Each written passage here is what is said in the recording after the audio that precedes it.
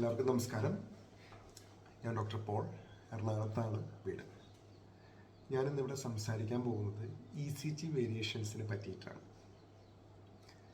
എല്ലാവർക്കും അറിയാം, ഇന്നത്തെ കാലത്ത് ECG എന്ന് പറഞ്ഞാൽ വളരെ കോമൺ ആയിട്ടുള്ളൊരു ഇൻവെസ്റ്റിഗേഷൻ മോഡാലിറ്റിയാണ്. ഈ കാലത്ത് ആര് നെഞ്ചുവേദനയായിട്ട് പോയാലും, ഈവൻ ജനിച്ച് 2 ദിവസമായിട്ടുള്ള കുട്ടിയായാലും നെഞ്ചുവേദനയായിട്ട് വന്ന് ആശുപത്രിയിൽ വന്നാൽ ഉടനെ ഡോക്ടർമാരോ നഴ്സുമാരോ ECG എടുക്കാൻ പറയും. അപ്പോൾ എന്താണ് ECG? ECG എന്ന് പറഞ്ഞാൽ ഇലക്ട്രോ കാർഡിയോഗ്രാം. ഇത് നമ്മുടെ ഹൃദയത്തിൻ്റെ ഇലക്ട്രിക്കൽ ആക്ടിവിറ്റീസിനെ റെപ്രസെൻറ്റേറ്റ് ചെയ്യുന്ന ഒരു ഗ്രാഫാണ്.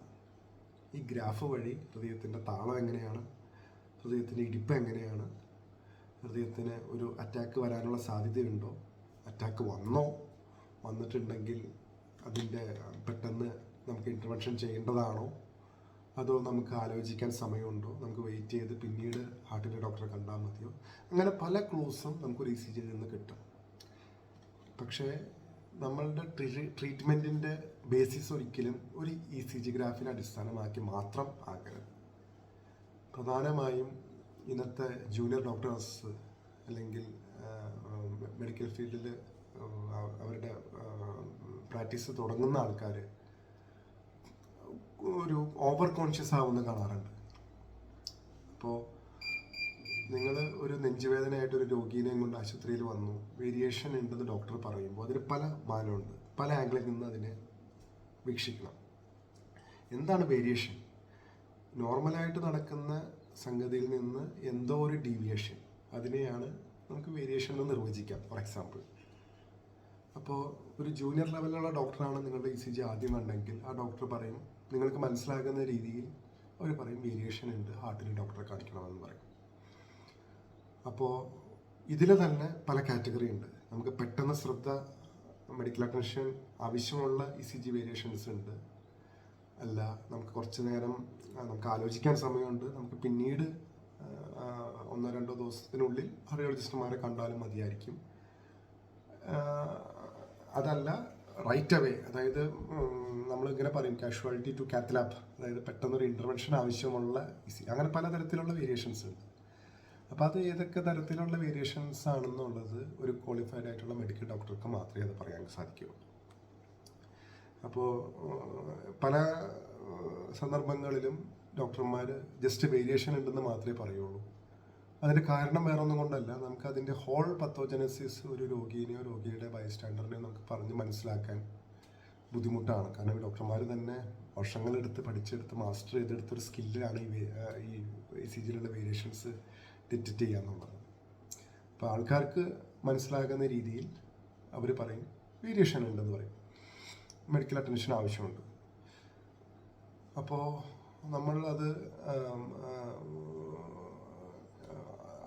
നമ്മൾ പല ആൾക്കാരും വളരെ പുച്ഛത്തോടു കൂടെ പറയണത് ഞാൻ കേട്ടിട്ടുണ്ട്. അതായത് അവിടുത്തെ ജൂനിയർ ഏതെങ്കിലും ചെറിയ ക്ലിനിക്കുകളിലുള്ള ജൂനിയർ ഡോക്ടർമാർ ECG എടുക്കാൻ പറഞ്ഞു, വേരിയേഷൻ ഉണ്ടെന്ന് പറഞ്ഞു, വലിയ വലിയ മെഡിക്കൽ കോളേജുകളിൽ കൊണ്ടുപോയി കാർഡിയോളജിസ്റ്റിനെ കാണിച്ചു, അദ്ദേഹം പറഞ്ഞു കുഴപ്പമൊന്നുമില്ല എന്ന് പറഞ്ഞു.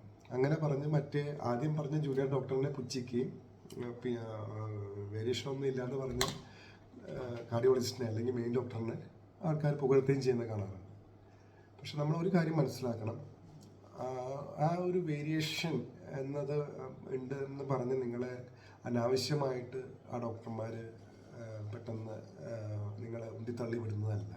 ആ രോഗിയുടെ ബെറ്റർമെൻറ്റിന് വേണ്ടിയിട്ടാണ്. നമ്മുടെ ഇന്നത്തെ കാലത്ത് ഡിഫെൻസീവ് മെഡിസിനാണ് എല്ലാ ഡോക്ടർമാരും പ്രാക്ടീസ് ചെയ്യുന്നത്. അപ്പോൾ ECG എന്ന ഒരു ഇൻവെസ്റ്റിഗേഷൻ മൊഡാലിറ്റിയിൽ നിന്ന് മാത്രം അല്ല നമ്മൾ ഹൃദ്രോഗങ്ങളോ അല്ലെങ്കിൽ മറ്റുള്ള രോഗാവസ്ഥകളോ നമ്മൾ നിർണ്ണയിക്കുന്നത്. ഇത് ഒരു ഫാക്ടർ മാത്രമാണ്. ഇത് പലപ്പോഴും എൻ്റെ കൂടെയുള്ള ഡോക്ടർമാരുൾപ്പെടെ മറന്നു പോകാറുണ്ട്.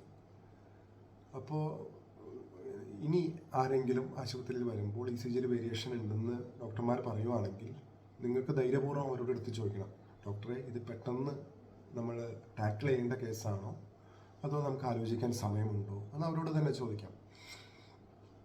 അപ്പോൾ അതനുസരിച്ച് നമുക്ക് മുന്നോട്ട് ഉള്ള കാര്യങ്ങൾ പ്ലാൻ ചെയ്യാം. കാരണം ഈ ഹൃദ്രോഗ സംബന്ധമായിട്ടുള്ള അസുഖങ്ങൾ എല്ലാവർക്കും മുൻകൂട്ടി അറിയിച്ചിട്ടല്ല വരുന്നത്. നമ്മളാരും ക്ഷണിക്കാതെ തന്നെ നമ്മുടെ വീട്ടിലേക്ക് വരുന്ന ഒരു അതിഥിയാണ് ഹൃദ്രോഗങ്ങൾ. അപ്പോൾ അത് വരുമ്പോൾ നമ്മൾക്ക് നമ്മുടെ മനസ്സിനെ പറഞ്ഞ് പഠിപ്പിക്കാനും നമ്മളാരും മെൻ്റലി പ്രിപ്പയർഡ് ആയിരിക്കില്ല ആ സമയത്ത്. അപ്പോൾ ആ സമയത്ത് ഏത് ആശുപത്രി കൊണ്ടുപോകണം, എങ്ങനെ കൊണ്ടുപോകണം, ഏത് തരത്തിൽ എന്നുള്ളതെന്നൊക്കെ നമ്മളാകെ പരിഭ്രാന്തരായി. അപ്പോൾ എൻ്റെ എളിയ ഉപദേശം എന്താണെന്ന് വെച്ചാൽ, നമ്മൾ അത് വേരിയേഷൻസ് ഉണ്ടെന്ന് പറഞ്ഞാൽ there is something alarming. We need to find out what is the cause. അപ്പോൾ അത് ബഹുമാനിക്കുക, വിദഗ്ധോപദേശം തേടുക. വിദഗ്ധോപദേശം തേടിയതിൽ നിങ്ങൾ സംതൃപ്തരല്ലെങ്കിൽ സെക്കൻഡ് ഒപ്പീനിയൻ എടുക്കുക. But you should find out what is the cause of that variation. Is that significant medically?